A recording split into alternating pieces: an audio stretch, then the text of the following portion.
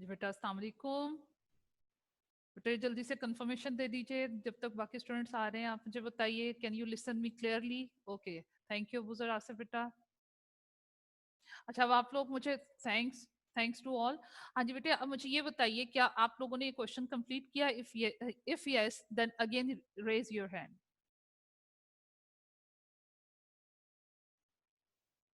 Okay, just two student.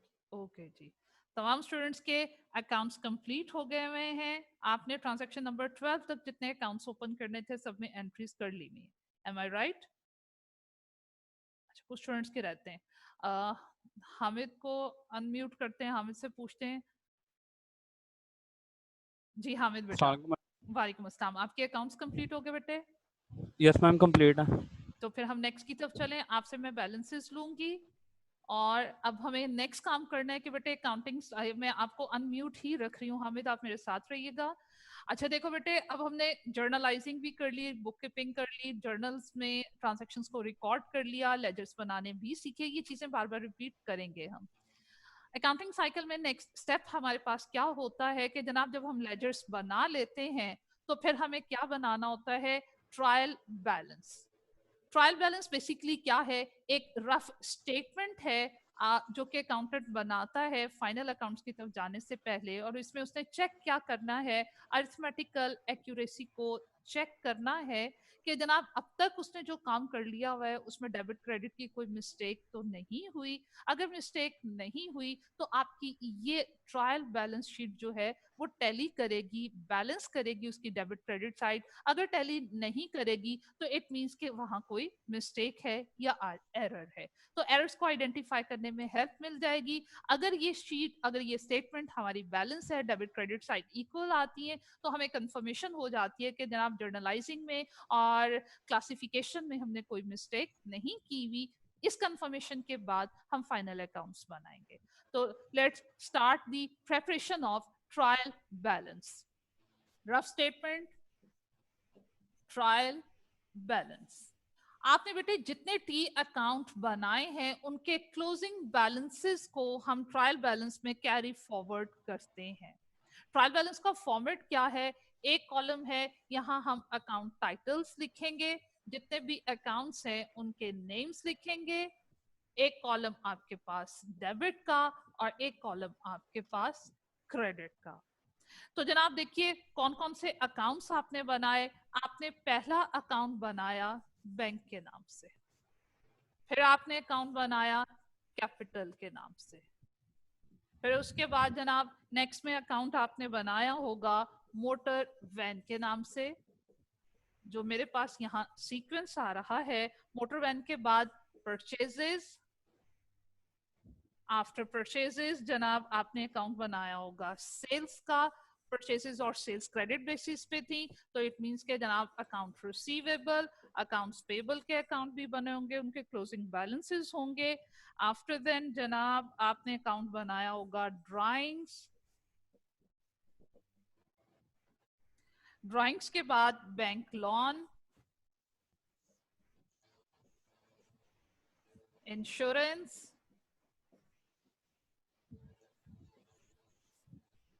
अच्छा, ये specific accounts होंगे, कोई स्किप होगा मैं बाद में लिखती हूँ। अब जनाब इनके बैलेंसेस को हम कैसे कैरी फॉरवर्ड करते हैं?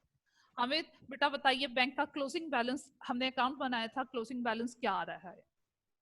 बैंक का जी, मैम इसका आया था 69। टोटल नहीं, क्लोजिंग बैलेंस 5 समथिंग था। अच्छा मैम वो उसका वो बताना, वो मैम आया था हमारा 543000। 5,43,000 हमारे पास बेटे बैंक का क्लोजिंग बैलेंस आ रहा था। हम क्लोजिंग बैलेंसेस को ट्रायल बैलेंस में कैरी फॉरवर्ड करते हैं, लेकिन कैरी फॉरवर्ड कैसे करेंगे? देखो, आपके पास मैथ्स का एक रूल है कि जनाब अगर +4 है और -2 है, ऑपोजिट साइन होंगे, तो हम इसे क्या करते हैं जनाब? माइनस करेंगे। माइनस करेंगे तो हमारे पास आंसर आता है 2। टू के साथ साइन कौन सा आता है? हमेशा बिगर वैल्यू का साइन आता है। बिगर वैल्यू इस वक्त मेरी एग्जांपल में है 4 और उसके साथ साइन है प्लस का, तो आंसर के साथ प्लस का साइन आएगा। इसका मतलब है +4 -2 का मतलब है कि जनाब +4 में से -2 दो वैल्यूज हमने काट दी हुई है, पीछे पॉजिटिव दो अमाउंट्स मेरे पास हैं। ये क्यों बता रही हूं? देखो क्लोजिंग बैलेंसेस के बिहेवियर्स के अकॉर्डिंगली मैंने वो वैल्यूज जो है ट्रायल बैलेंस में कैरी फॉरवर्ड करनी है। अब देखो अगर हम बैंक अकाउंट की बात करें, बैंक अकाउंट का जब हमने डेबिट साइड का टोटल किया था बेटे हमारे पास आ रहा था 6,90,000। एम आई राइट हमें? Yes ma'am. ठीक है। और बेटे जब क्रेडिट साइड का टोटल किया था 1 लाख समथिंग 147 था टोटल आ रहा। चलो अभी इसको कंफर्म कर लेते हैं। -690 जब हमने क्रेडिट साइड का टोटल किया था 1,47,000 आया था। हमने माइनस किया तो जनाब आपके पास डिफरेंस आया था 5,43,000। बिल्कुल। अब जनाब 5,43,000 का बिहेवियर क्या है? 5,43,000 में देखो आपके पास एक डेबिट वैल्यू है 6,90,000 की और क्रेडिट वैल्यू है आपके पास 1,47,000 की। तो जनाब ऑपोजिट बिहेवियर है, हमने माइनस कर दिया। अब जो आंसर आ रहा है उसका बिहेवियर क्या होगा? क्योंकि डेबिट अमाउंट ज्यादा है तो इसका मतलब है कि जनाब मेरे पास जो क्लोजिंग बैलेंस है बैंक का उसका बिहेवियर क्या है? डेबिट है। तो अब आपने इन बिहेवियर्स के अकॉर्डिंगली ट्रायल बैलेंस में अमाउंट्स को कैरी फॉरवर्ड करना है। अगर ये चीज भूल जाए तो सो इजी। आप ये देख लीजिए कि बैंक का क्लोजिंग बैलेंस लिखा आपने उसको किस साइड पे है? शॉर्ट साइड पे, क्रेडिट साइड पे आपने 5,43,000 लिखा है सो दैट आपकी दोनों साइड्स इक्वल हो जाएं। लेकिन ये डेबिट में से बची हुई अमाउंट है, ये इसका डेबिट बिहेवियर है। तो क्लोजिंग बैलेंस अगर क्रेडिट साइड पे लिखा गया है तो उसका बिहेवियर डेबिट है। क्लोजिंग बैलेंस अगर आपकी डेबिट साइड पे लिखा गया है तो उसका बिहेवियर क्या है? क्रेडिट है। आपने बिहेवियर के अकॉर्डिंगली जो क्लोजिंग बैलेंसेस हैं वो ट्रायल बैलेंस में कैरी फॉरवर्ड करने हैं। तो देखिए बैंक में क्लोजिंग बैलेंस 5,43,000 आपके अकाउंट की क्रेडिट साइड पे आ रहा है, इसका बिहेवियर डेबिट है, तो मैंने इसको ट्रायल बैलेंस में डेबिट साइड पे लिखना है 5,43,000। इसी तरह वन बाय वन आप तमाम अकाउंट्स को चेक करते चले जाओ, क्लोजिंग बैलेंस मुझे बताते चले जाओ, बिहेवियर आइडेंटिफाई करते चले जाओ। हम बिहेवियर के अकॉर्डिंगली अमाउंट्स जो हैं क्लोजिंग बैलेंसेस ट्रायल बैलेंस में कैरी फॉरवर्ड करते चले जाएंगे। तो जनाब लीजिए ये सब रेस हो गया। चलें दोबारा से देखते हैं इसको।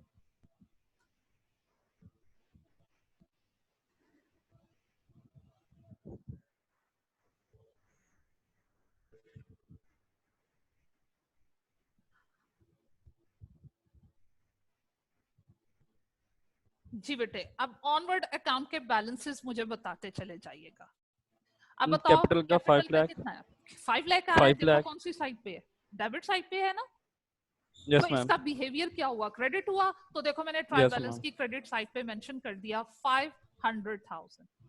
मोटर वैन का देखिए क्लोजिंग बैलेंस कितना आ रहा है? मैम उसका आ रहा है 60,000 डेबिट साइड पे। उसका फिर 60,000 लिखेंगे आ रहा है, क्रेडिट साइड पे। क्रेडिट साइड पे आ रहा है, लेकिन नो मैम लिखेंगे हम डेबिट साइड उसे पे आ रहा है, लिखेंगे क्रेडिट पे। पॉसिबल नहीं है बेटे। देखो हमने क्या सीखा था? अकाउंट्स के 5 एलिमेंट्स हैं जनाब। आपके पास assets, liabilities, capital, revenue and expenses. आपके एसेट्स और एक्सपेंसेस का नॉर्मल बिहेवियर होता है डेबिट, कैपिटल, लायबिलिटीज और रेवेन्यू का बिहेवियर होता है क्रेडिट। तो और यस हमने मैम। इसी चीज को फॉलो किया है जर्नल में, लेजर्स में, इसलिए ऑटोमेटिकली होगा क्या?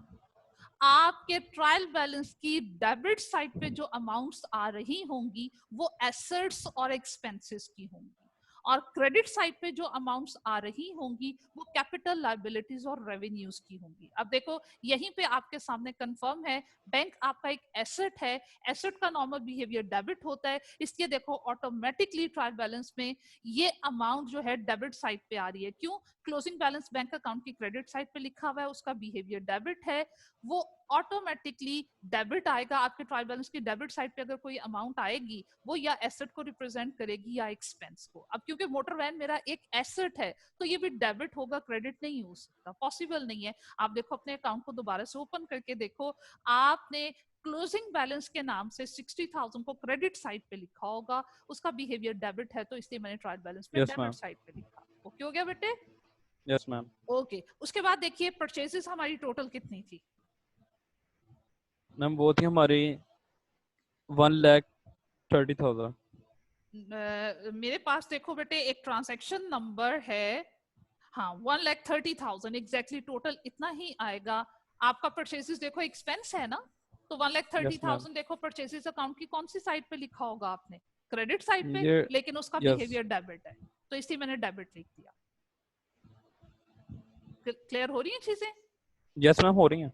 चलो शाबाश। अब देखो सेल्स क्या है? रेवेन्यूज है, और रेवेन्यू का बिहेवियर क्या होता है? क्रेडिट होता है। तो देखो इसके अकाउंट में जाके देखो जितना भी क्लोजिंग बैलेंस आ रहा होगा सेल्स रेवेन्यू की डेबिट साइड पे आपने क्लोजिंग बैलेंस डेबिट पे आ रहा है। एग्जैक्टली, लेकिन उसका बिहेवियर क्या है? क्रेडिट है, इसलिए ट्रायल बैलेंस की क्रेडिट साइड पे आएगा। Tell me the amount. Ma'am 1,30,000। 1,30,000, ये भी 30,000 है। Okay yes ma'am 1,30,000। ओके जी। फिर रिसीवेबल को बताओ, रिसीवेबल का बैलेंस कितना आ रहा है?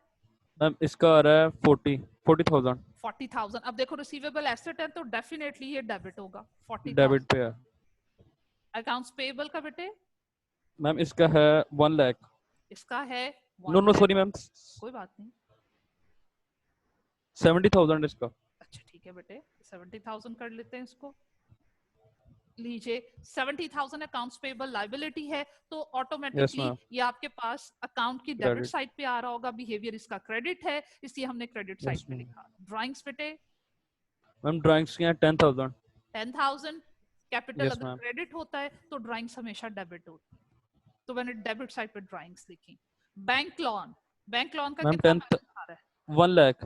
1 लाख लायबिलिटी है बेटे बैंक लोन। Yes ma'am. तो ऑटोमेटिकली आपने क्लोजिंग बैलेंस डेबिट साइड पे लिखा होगा, इसका बिहेवियर होगा क्रेडिट, सो मैंने क्रेडिट साइड पे 1 लाख लिख दिया। इंश्योरेंस आपका एक्सपेंस है, कितने का एक्सपेंस था?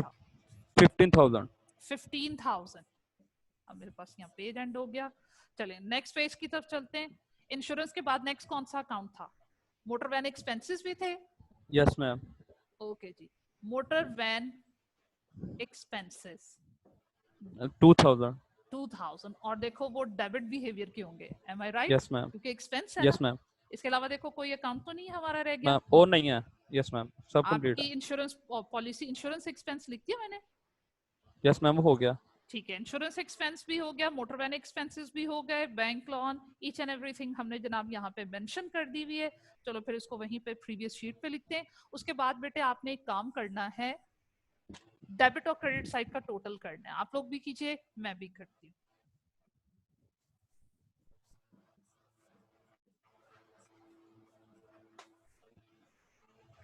देखो डेबिट साइड पे क्या टोटल आ रहा है और क्रेडिट साइड पे क्या टोटल आ रहा है।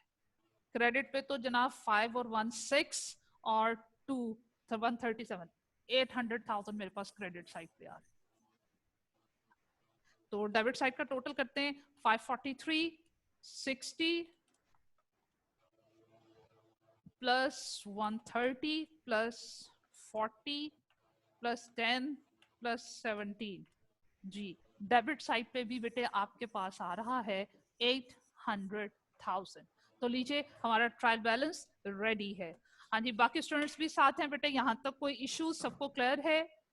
If there is any problem you may raise your hand. जी कोई क्वेश्चन नहीं है, सबका क्लियर है? ओके जी बेटे, ये हमारा बन गया ट्रायल बैलेंस। अब ट्रायल बैलेंस के बाद बेटे जी मोहम्मद रेहान। जी रेहान बेटा। मैम ये मैंने पूछना था कि ड्राइंग्स में 10,000 डेबिट में क्यों आया है? आप इसका अकाउंट ओपन करो, देखो वहां कौन सी साइड पे क्लोजिंग बैलेंस आ रहा है। आपने अकाउंट बनाया हुआ है बेटे इसका? क्रेडिट वाली साइड पे। हाँ जी क्रेडिट साइड पे है, तो उसका बिहेवियर क्या हुआ? डेबिट। डेबिट। क्यों? आपके पास देखो क्रेडिट साइड पे क्लोजिंग बैलेंस क्यों आ रहा है? क्योंकि ड्राइंग्स की डेबिट साइड पे बेटे अमाउंट आ रही होगी। ड्राइंग्स की अमाउंट कितनी है? ड्राइंग्स की अमाउंट है 10,000। हाँ जी, तो ड्राइंग्स अकाउंट की डेबिट साइड पे आपने लिखा होगा 10,000। सो डेबिट का टोटल 10,000, क्रेडिट टोटल 0। तो आपने क्या किया? 10,000 माइनस 0 किया, 10,000 आंसर, आंसर के साथ बिगर वैल्यू का साइन, और बिगर वैल्यू कौन सी है? डेबिट। तो उसका बिहेवियर ठीक क्या है हुआ? मैम। डेबिट हुआ। यहाँ तक डेबिट। क्लियर? ओके बेटा जी, यस मैम। ठीक है। ओके बेटे, अब हमें नेक्स्ट क्या काम करना है? नेक्स्ट में बेटे अब हमें क्या काम करना है? अकाउंटिंग साइकिल में ट्रायल बैलेंस बना लेने के बाद बहुत ही इंपॉर्टेंट काम फाइनल अकाउंट्स की तरफ चलेंगे। फाइनल अकाउंट्स की डिस्कशन पहले हुई भी है। दो फाइनल अकाउंट्स, दो फाइनेंशियल स्टेटमेंट्स हमें बनानी है। एक स्टेटमेंट ऑफ कॉम्प्रिहेंसिव इनकम और दूसरा हमें बनानी है स्टेटमेंट ऑफ फाइनेंशियल पोजीशन। तो जनाब इनके फॉर्मेट्स हम पहले डिस्कस कर चुके, लेकिन मैं फिर से यहाँ पे रिपीट करूंगी। अब हमें ट्रायल बैलेंस से जाना है, मूव करना है towards final account. Final account की तरफ जाने से पहले बेटे देखिए, एक पॉइंट मैं आपके साथ फिर से रिपीट करती हूँ, रिवाइज करती हूँ।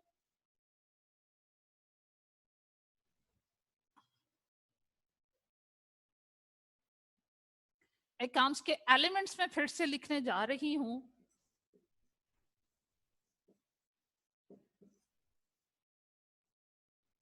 अकाउंट्स एलिमेंट्स हमने 5 डिस्कस किए। Assets, liabilities, capital, revenue and expenses. ये 5 एलिमेंट्स आपके पास इस वक्त ट्रायल बैलेंस में। अब आपने इनको डिवाइड कर देना है। दो फाइनल अकाउंट्स में ये इंफॉर्मेशन कैरी फॉरवर्ड होगी।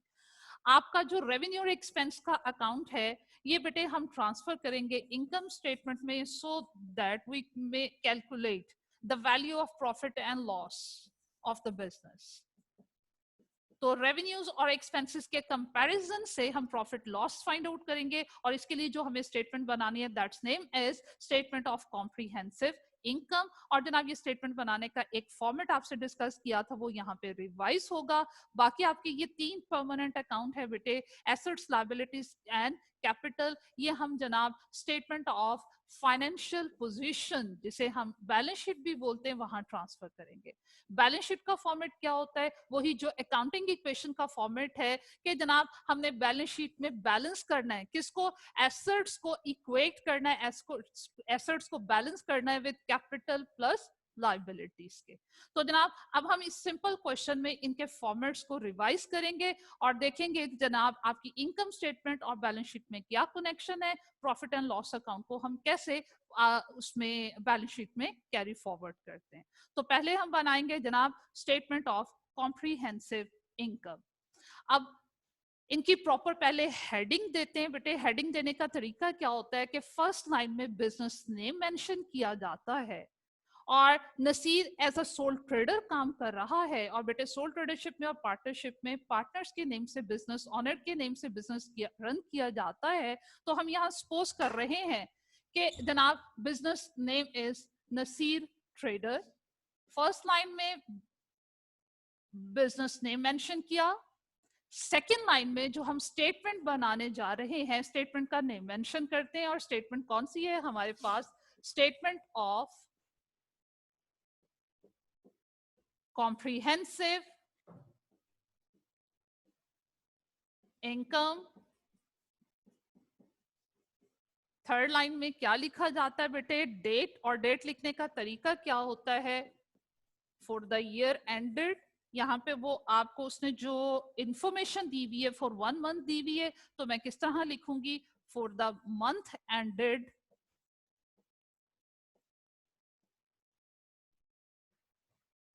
31 जुलाई 2013। तो बेटे ट्रायल बैलेंस बनाया। अब ट्रायल बैलेंस से इंफॉर्मेशन फाइनल अकाउंट्स में हम ट्रांसफर कर रहे हैं। फाइनल अकाउंट में हम पहले बना रहे हैं income statement, after income statement balance sheet. अब बेटे ये फाइनल अकाउंट्स में हम ऊपर मेन हेडिंग देने का तरीका क्या होता है? हमेशा यही मेथड ऑप्ट करोगे। फर्स्ट वन लाइन में बिजनेस नेम, सेकेंड लाइन में जो आप स्टेटमेंट बना रहे हो उसका नेम लिखोगे, थर्ड लाइन में स्पेसिफिक टाइम पीरियड मेंशन करोगे जिस टाइम पीरियड की हम स्टेटमेंट बना रहे हैं। मोस्टली ईयरली बेसिस पे बनाई जाती है, इंट्रोडक्टरी लेवल है, उसने 1 मंथ की इंफॉर्मेशन दी थी, हमने 1 मंथ की इंफॉर्मेशन को ही जर्नलाइज किया, क्लासिफाई किया, ट्रायल बैलेंस बनाया, तो 1 मंथ के ही हमारे फाइनल अकाउंट्स बनेंगे। तो जनाब टाइम पीरियड मेंशन करने का तरीका क्या होगा, फॉर द ईयर एंडेड या फॉर द मंथ एंडेड, और वो स्पेसिफिक मंथ एंड या ईयर एंड का नेम लिख दिया जाता है। अब जनाब इनकम स्टेटमेंट की तरफ चलें तो हम सबसे पहले रेवेन्यू को लिखते हैं, और हमारा रेवेन्यू कौन सा है, सेल्स रेवेन्यू। अब सेल्स रेवेन्यू में से बेटे एक्सपेंसेस माइनस करने का तरीका क्या होता है कि हम बिजनेस के जो ट्रेडिंग एक्टिविटीज हैं उनसे रिलेटेड ट्रांजैक्शंस को पहले लिखते हैं। ट्रेडिंग एक्टिविटीज हमारे बिजनेस की कौन सी हैं, आप एज अ ट्रेडर काम कर रहे हो, आप रेडीमेड आइटम्स परचेज करके सेल कर रहे हो, तो परचेजेस और सेल्स से रेलेवेंट इंफॉर्मेशन को पहले लिखेंगे, इन ट्रांजैक्शंस को पहले रिकॉर्ड करेंगे, इनके एक्सपेंसेस और रेवेन्यूज को पहले लिखते हैं, और इसके अलावा बिजनेस में जितने भी एक्सपेंसेस हैं to run the business, to operate the business, हम उन्हें बाद में डिडक्ट करते हैं। तो उसका वे क्या है कि जनाब हम लिखते हैं sales revenue less cost of goods sold. जो चीजें हमने सेल कर दी हुई हैं उनके सेल्स रेवेन्यू में से उन आइटम्स की, जो आइटम्स हमने सेल कर दिए हैं उनकी कॉस्ट को माइनस करेंगे। और ये कॉस्ट कैसे फाइंड आउट की जाती है बेटे, ओपनिंग इन्वेंट्री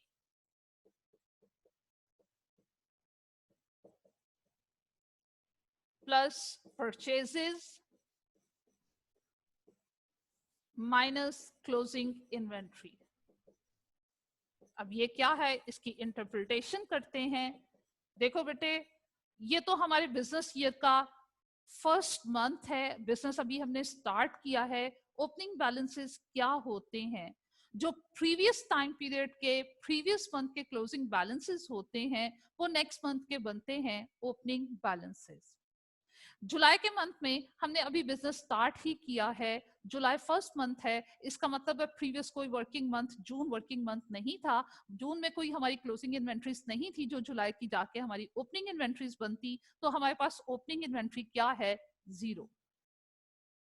अब जनाब ऑलरेडी मेरे बिजनेस में पहले से खरीदे हुए आइटम्स नहीं थे, मैंने 100,000 आइटम्स चलें 1000 आइटम्स परचेज किए, 1000 आइटम्स में से इस वक्त मेरे पास पड़े हुए हैं 200 यूनिट्स, बाकी 800 यूनिट्स कहां गए, सेल कर दिए।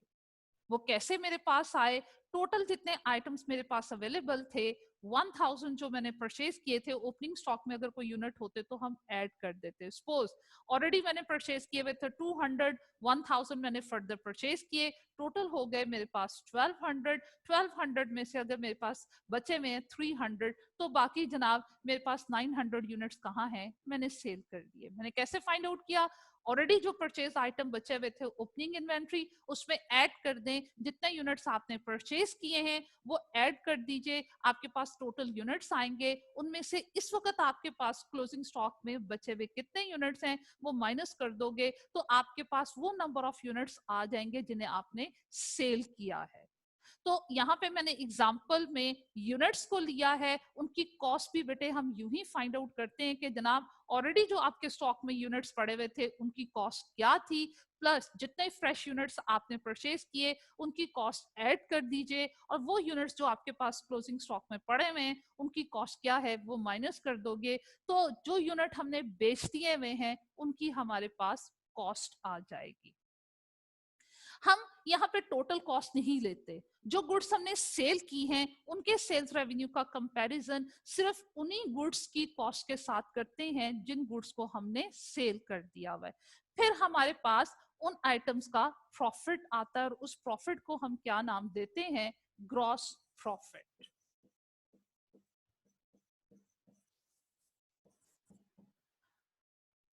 अब कितने आइटम्स, हमारी टोटल परचेज कॉस्ट क्या थी, ये सारी इंफॉर्मेशन हमें कहां से मिलेगी, फ्रॉम ट्रायल बैलेंस। तो जनाब ट्रायल बैलेंस में जाकर देखते हैं कि परचेजेस हैं हमारी 1,30,000 की, वो परचेजेस के ऑपोजिट मेंशन कर दिया।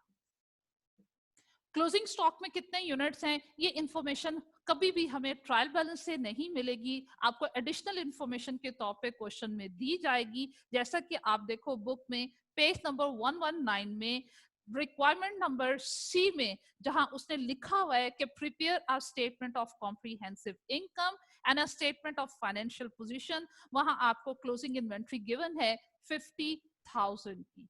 ये 50,000 की क्लोजिंग इन्वेंट्री यहां हम कॉस्ट ऑफ गुड्स सोल्ड की हेडिंग में लिखेंगे। ये लिखा जनाब 50,000 मेरे पास, इसमें से मैंने माइनस किया तो सीजीएस की अमाउंट कितनी आ रही है, आउटर कॉलम में शिफ्ट की 80,000। यहाँ पे कॉलम्स भी बनाएंगे, करेंसी का साइन यहाँ लिखते हैं, रुपीस, सेल्स रेवेन्यू कितना है वो अमाउंट भी बेटे हमें ट्रायल बैलेंस से मिलेगी। ट्रायल बैलेंस में जाकर देखें सेल्स की अमाउंट है हमारे पास 1,30,000।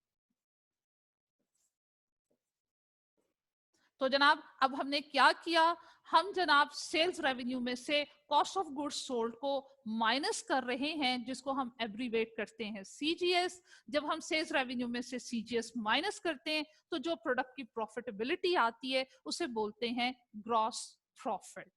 अब वो ग्रॉस प्रॉफिट इस वक्त मेरे पास कितना आ रहा है, 130 में से 80 माइनस किया, ग्रॉस प्रॉफिट है जनाब हमारे पास 50,000। Gross profit is equal to sales revenue minus CGS. और सीजीएस कैसे आता है, opening inventory, cost of opening inventory plus purchases minus cost of closing inventory. तो हमारे पास बेटे सीजीएस आता है, CGS stands for cost of goods sold. अब हमने ग्रॉस प्रॉफिट की कैलकुलेशन करते हुए जस्ट परचेसेस के एक्सपेंसेस को माइनस किया है। अदर देन परचेसेस जितने भी एक्सपेंसेस हैं वो बेटे हम ग्रॉस प्रॉफिट में से डिडक्ट करते हैं, माइनस करते हैं, फिर हमारे पास कंपनी का नेट प्रॉफिट आता है। ट्रायल बैलेंस में जाकर देखो परचेसेस के एक्सपेंसेस के अलावा हमारे पास रिमेनिंग एक्सपेंसेस कौन से हैं। एक्सपेंसेस मुझे ट्रायल बैलेंस की कौन सी साइड से मिलेंगे, डेबिट साइड से मिलेंगे। अब सीक्वेंस में चलो, पहला अकाउंट टाइटल है आपके ट्रायल बैलेंस में बैंक जो कि एसेट है, आपकी बैलेंस शीट में ट्रांसफर होगा। कैपिटल बिजनेस की लायबिलिटी है, ये भी बैलेंस शीट में ट्रांसफर होगी। मोटर वैन एसेट है, बैलेंस शीट में कैरी फॉरवर्ड होगा। परचेजेस एंड सेल्स हम ट्रांसफर कर चुके। Account receivable current asset balance sheet का पार्ट है। Accounts payable current liability balance sheet का पार्ट है। ड्राइंग्स कैपिटल में से माइनस होती हैं। Bank loan is also the part of balance sheet क्योंकि ये लायबिलिटी है। उसके बाद देखो लास्ट में हमारे पास ट्रायल बैलेंस की डेबिट साइड पे दो एक्सपेंसेस हैं, एक इंश्योरेंस के नाम से और एक मोटर वैन एक्सपेंसेस के नाम से। ये हम ग्रॉस प्रॉफिट में से माइनस करेंगे तो बेटे हमारे पास नेट प्रॉफिट आता है। तो चलिए इंश्योरेंस लिखते हैं, लेस एक्सपेंसेस कौन कौन से हैं जनाब, इंश्योरेंस एक्सपेंस है और मोटर वैन एक्सपेंसेस हैं। इंश्योरेंस हमारे पास था 15,000 एंड 2,000।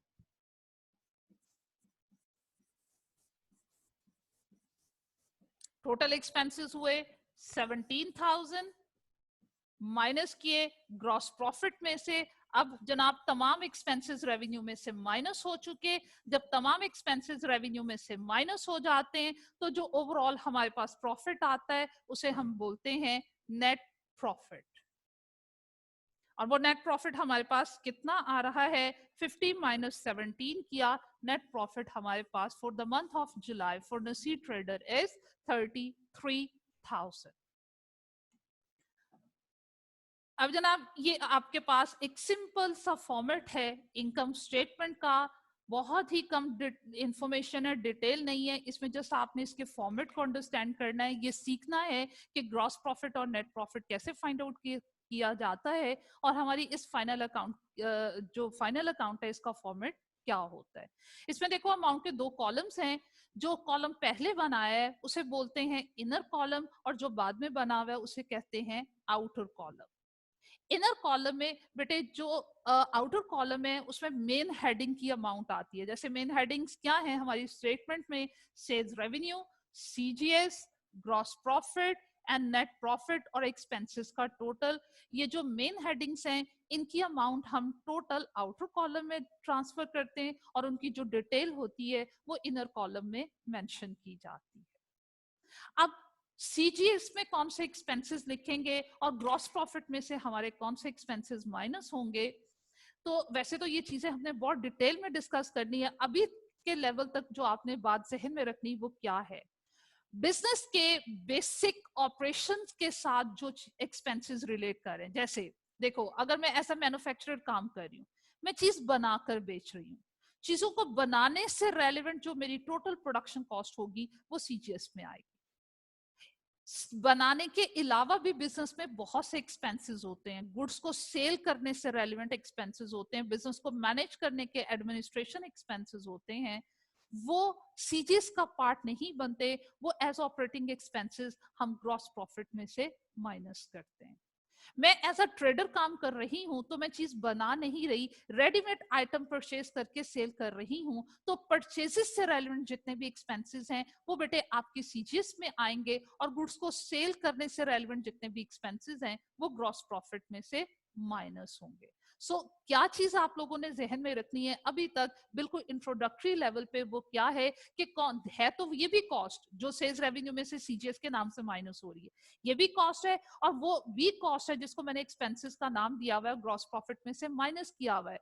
लेकिन कौन से एक्सपेंसेस यहाँ आएंगे, कौन से एक्सपेंसेस हमारे पास इनकम स्टेटमेंट के फर्स्ट वन पोर्शन में आएंगे, तो बेटे आप अगर एज अ ट्रेडर काम कर रहे हो तो मेरी बिजनेस की बेसिक एक्टिविटी क्या है, मेरा काम क्या है, मैंने चीज खरीद कर बेचनी है, तो परचेजेस से रेलेवेंट, परचेजेस मेरा बेसिक फंक्शन है, मेरी बेसिक ऑपरेटिंग एक्टिविटी है, परचेजेस से रेलेवेंट एक्सपेंसेस सीजीएस में आएंगे, और सेल्स से रेलेवेंट और बिजनेस के बाकी जितने भी एक्सपेंसेस हैं वो ऑपरेटिंग एक्सपेंस के तौर पे ग्रॉस प्रॉफिट में से माइनस होंगे। अब इनकम स्टेटमेंट को अगर गौर से देखें तो इनकम स्टेटमेंट के दो पोर्शंस हैं।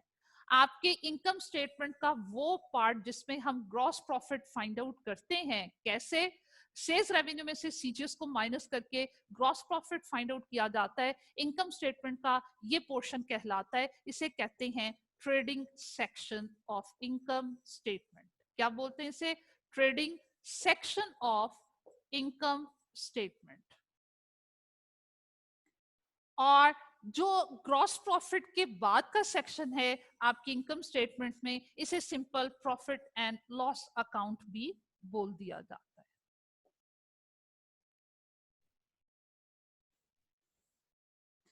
तो जनाब आपकी इनकम स्टेटमेंट को दो पोर्शंस में हमने डिवाइड किया, एक ट्रेडिंग सेक्शन जिसका पर्पस क्या है, हमें ग्रॉस प्रॉफिट फाइंड आउट करना है, अगर आप ऐसा ट्रेडर काम कर रहे हो तो ये कैसे आएगा, हम सेल्स में से, सेल्स रेवेन्यू में से अपने परचेजेस एक्सपेंसेस को with the adjustment of opening closing stock minus करते हैं, तो जो ग्रॉस प्रॉफिट आता है, this section of income statement is called trading section, और उसके बाद का जो सेक्शन है हम उसे बोलते हैं प्रॉफिट एंड लॉस अकाउंट। तो देखिए अब हम ट्रायल बैलेंस से क्या किया, रेवेन्यूज और एक्सपेंसेस पकड़े और अपनी इनकम स्टेटमेंट में ट्रांसफर कर दिए, रेवेन्यूज में से एक्सपेंसेस को माइनस किया, एक खास सीक्वेंस में एक खास मेथड को फॉलो करते हुए माइनस किया, तो हमारे पास नेट प्रॉफिट आता है। अब हमारे पास ट्रायल बैलेंस में क्या बचा, 5 में से 2 एलिमेंट्स हमने ट्रांसफर कर दिए, आपके ट्रायल बैलेंस में 3 परमानेंट अकाउंट बचे हैं, एसेट्स, लायबिलिटीज एंड कैपिटल। उनकी हेल्प से अब हम सीखेंगे कि जनाब बैलेंस शीट किस तरह बनाई जाती है, जिसे हम स्टेटमेंट ऑफ फाइनेंशियल पोजीशन बोलते हैं। बेटे जिस तरह इनकम स्टेटमेंट की आपने मेन हेडिंग दी है, इसी तरीके से हम बैलेंस शीट की भी हेडिंग देते हैं, सेम ऐसे ही पहली लाइन में बिजनेस का नेम आएगा, बिजनेस ऑर्गेनाइजेशन का, नसीर ट्रेडर के नाम से। दूसरी लाइन पे मैं स्टेटमेंट ऑफ कॉम्प्रिहेंसिव लिखने की बजाय अब बनाने जा रही हूँ स्टेटमेंट ऑफ फाइनेंशियल पोजीशन या बैलेंस शीट, वो लिखेंगे। थर्ड लाइन में ऐसे ही लिखेंगे for the month ended 31 July 2013। Hamid wait मैं आपकी तरफ आ रही हूँ बेटे।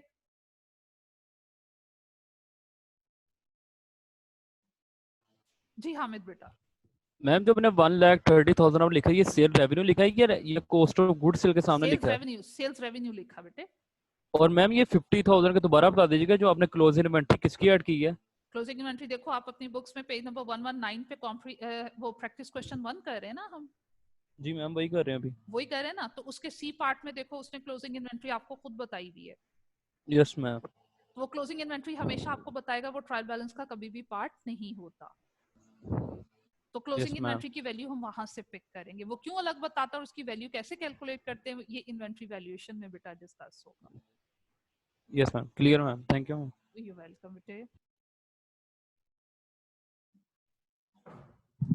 हाँ जी मुगीज बेटा। अस्सलाम वालेकुम मैम। वालेकुम अस्सलाम।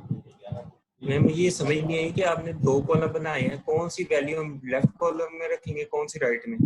जो मेन ये नहीं हेडिंग्स समझ हैं, कैसे? जो मेन हेडिंग्स हैं जिनके साथ मैंने टिक का साइन लगाया हुआ है, ये मेन हेडिंग्स हैं, ठीक है। इनका टोटल आउटर कॉलम में शिफ्ट होता है और इनकी जो डिटेल होती है वो इनर कॉलम में होती है। जैसे मेन हेडिंग है CGS, cost of goods sold, ये कैसे आता है? Opening inventory plus purchases minus closing inventory, ये सीजीएस की डिटेल है, इसकी अमाउंट हम इनर कॉलम में लिखते हैं।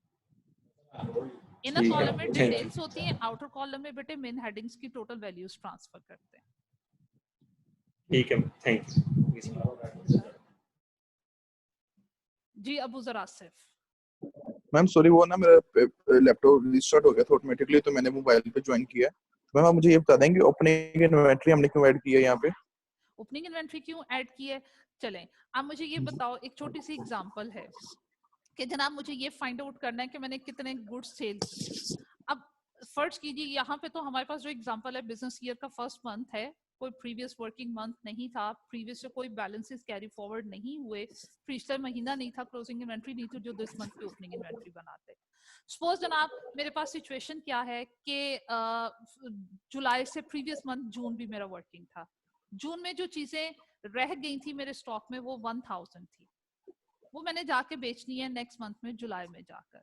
अब मैंने जुलाई में फर्दर आइटम्स भी परचेज किए, 1000 मेरे पास पड़े में, 10,000 मैंने और खरीदे, टोटल कितने हो गए?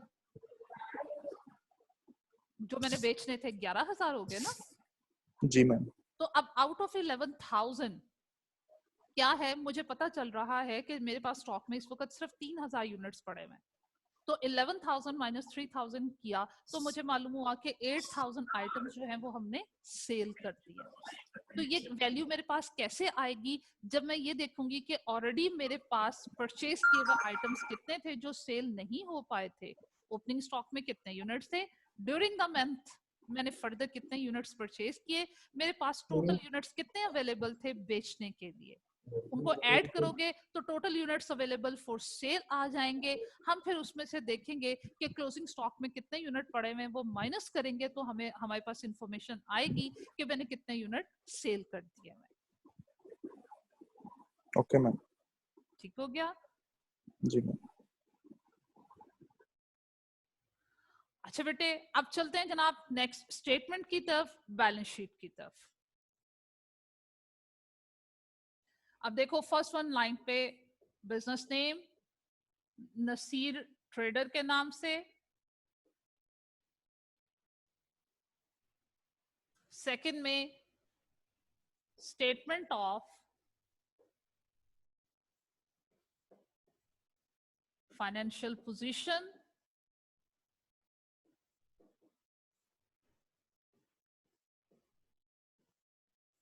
थर्ड लाइन में फॉर द मंथ एंडेड,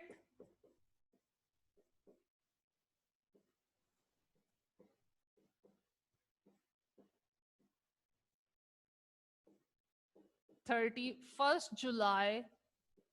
2013। ये जनाब मेन हेडिंग दे दी। अब देखो बैलेंस शीट में 3 एलिमेंट्स कैरी फॉरवर्ड करने, एसेट्स, लायबिलिटीज एंड कैपिटल। अब फॉर्मेट बैलेंस शीट के डिफरेंट अडॉप्ट किए जाते हैं। कहीं पे फॉर्मेट होता है assets equal to capital plus liabilities, कहीं ये फॉर्मेट अडॉप्ट किया जाता है कि जनाब एसेट्स में से लायबिलिटीज को माइनस कर देते हैं, that must be equal to capital. कोई भी फॉर्मेट हम अडॉप्ट कर सकते हैं, लेकिन इस वक्त जो मैं फॉर्मेट अडॉप्ट करूंगी वो अकाउंटिंग इक्वेशन वाला होगा। हम एसेट्स को इक्वेट करेंगे कैपिटल और लायबिलिटीज के इक्वल। तो जनाब अब एसेट्स और लायबिलिटीज को लिखते हैं। एसेट्स और लायबिलिटीज की जब हम बात करते हैं, हमने दो इनकी क्लासेस पढ़ी हुई हैं।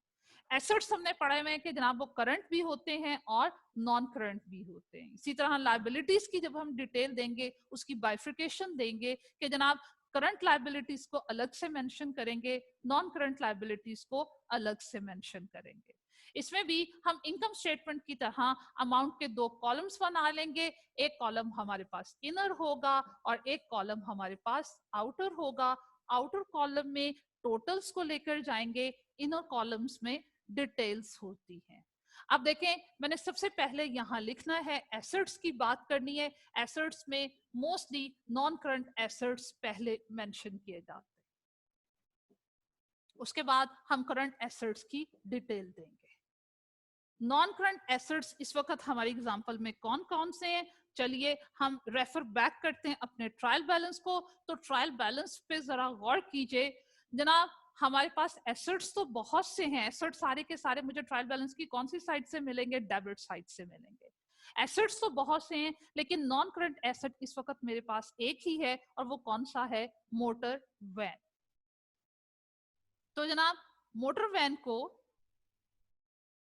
नॉन करंट एसेट की हेडिंग के अंडर लिख देते हैं, मोटर वैन।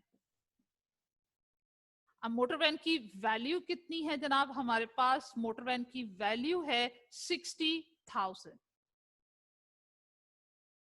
अब यहां पे देखो, वैसे तो नॉन करंट एसेट्स बहुत से हैं, लैंड है, बिल्डिंग है, प्लांट एंड मशीनरी है, मोटर वैन है, इक्विपमेंट है, फर्नीचर है, ये सारी डिटेल होती तो मैं क्या करती, वन बाय वन इनके टाइटल्स यहाँ लिखती, ट्रायल बैलेंस से अमाउंट को लेती और अमाउंट मैंने इनर कॉलम में लिखनी थी और फिर इनका टोटल करके आउटर कॉलम में ट्रांसफर कर देना था।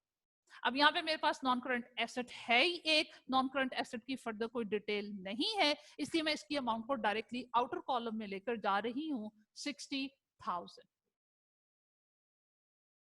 नॉन करंट एसेट्स लिखने के बाद नेक्स्ट में हम करंट एसेट्स की हेडिंग देते हैं। अब जनाब करंट एसेट्स मेरे पास कौन कौन से हैं, एक तो क्लोजिंग स्टॉक है और वो कितना था जनाब, एडिशनल इंफॉर्मेशन में वो हमें हमेशा बताएगा, 50,000 लीजिए लिख दिया।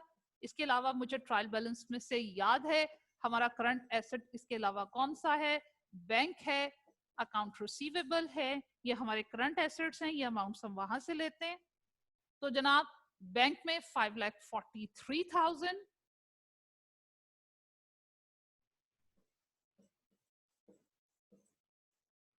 अकाउंट रिसीवेबल की बात करें तो जनाब अकाउंट रिसीवेबल आपके पास है 40,000।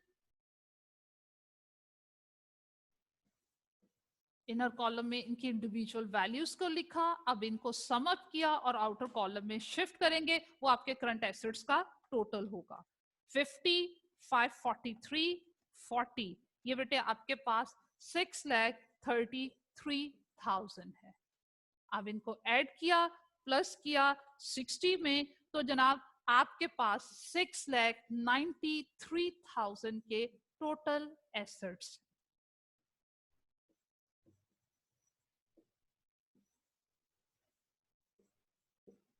जी जनाब, टोटल एसेट्स लिखे। अब टोटल एसेट्स के बाद हमने इसको किसके इक्वल करना है, कैपिटल एंड लायबिलिटीज के इक्वल करना है।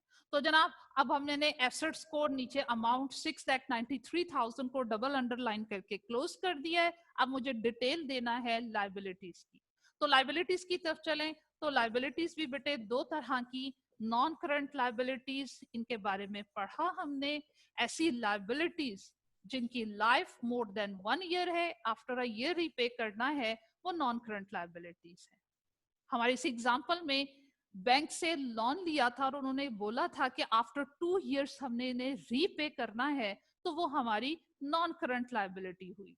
तो वो अमाउंट हम ट्रायल बैलेंस से पिक करेंगे, बैंक लोन हमारी नॉन करंट लायबिलिटी, और वो बैंक लोन की अमाउंट थी हमारे पास 100,000।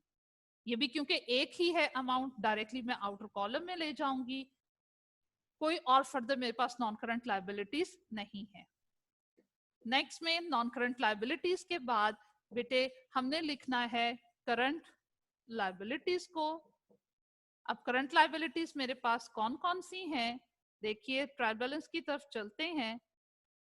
बैंक भी हमने लिख लिया asset, motor van non current asset, ये भी ट्रांसफर कर दिया, अकाउंट रिसीवेबल करंट एसेट, ये भी ट्रांसफर किया, अकाउंट्स पेएबल आपके क्रेडिट सप्लायर से जो आपने अपने क्रेडिट सप्लायर को जो अमाउंट रीपे करनी है, ये हमारी करंट लायबिलिटी है। और वो देखो ये क्योंकि लायबिलिटी है, ट्रायल बैलेंस की क्रेडिट साइड से हमें मिल रही है 70,000।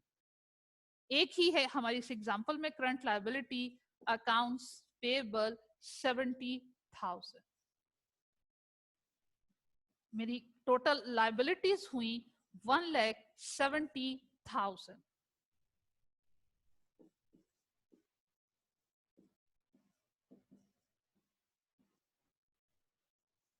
टोटल लायबिलिटीज के बाद हमने नेक्स्ट में हेडिंग किस चीज की देनी होती है, नेक्स्ट में जो एलिमेंट लिखना है, जो डिटेल देनी है, वो किसकी देनी है, कैपिटल की।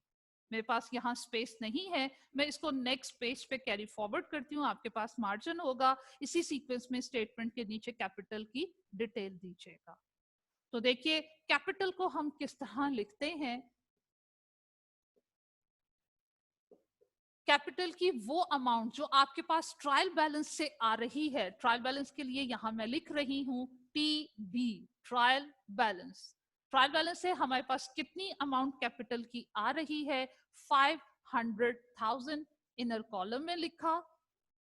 क्यों? इसलिए क्योंकि जो नसीर ने फर्स्ट मंथ में प्रॉफिट अर्न किया है, वो प्रॉफिट हमने कैपिटल में ऐड करना है, और जो ऑनर ने विड्रॉ किया ड्राइंग्स के नाम से कैश की फॉर्म में, वो हमें कैपिटल में से माइनस करना है।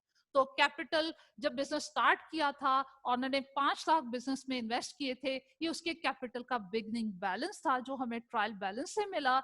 जो करंट मंथ में प्रॉफिट अर्न किया, वो हमने कैपिटल में ऐड कर देना है।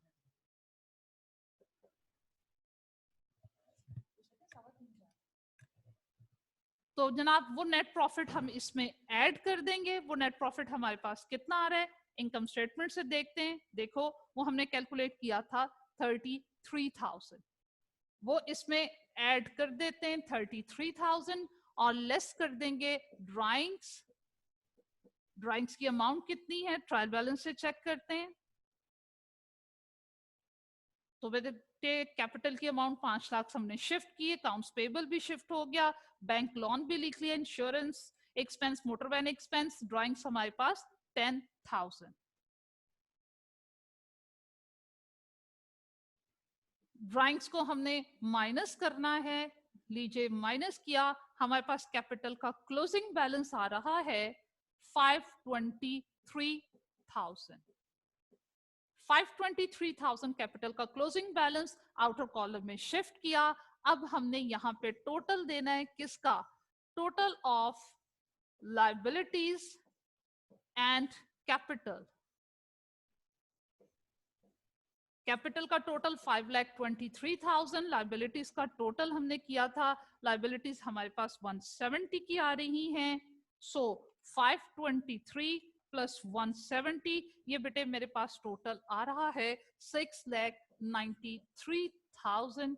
That must be equal to the amount of asset, and check that yes, here it is the amount of 6,93,000। तो जनाब मेरी ये शीट भी बैलेंस हो गई हुई है, एसेट्स, कैपिटल और लायबिलिटीज के इक्वल हो गए हैं। ये देखिए 6,93,000, 6,93,000 आपके एसेट्स का टोटल आपकी लायबिलिटीज और कैपिटल के टोटल के इक्वल होना चाहिए, if your question is correct. तो वो जनाब इक्वल हो गया। तो जनाब ये एक छोटी सी सिंपल सी प्रेजेंटेशन है आपके पास अकाउंटिंग साइकिल की। ऑनवर्ड अकाउंटिंग में हमने अकाउंटिंग साइकिल को ही बहुत डिटेल में पढ़ना है, बहुत डिटेल में हमने इनकम स्टेटमेंट्स और बैलेंस शीट को अंडरस्टैंड करना है। यहाँ तक कोई क्वेश्चन है, you may ask by raising your hand.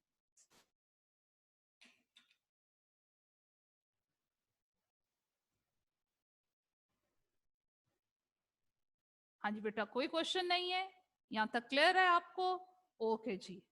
तो जनाब बैलेंस शीट में हमने फॉर्मेट क्या, हामिद जी एक मिनट जी, हामिद बेटा। मैम हम इसको आसानी से अपनी आसानी के लिए ये भी कह सकते हैं कि जैसे कि हम लोग ट्रायल बैलेंस अगर जो डेबिट ले रहे हैं वो डेबिट के तौर पर लिख रहे हैं और जो क्रेडिट से ले रहे हैं वो क्रेडिट के तौर पर लिख रहे हैं।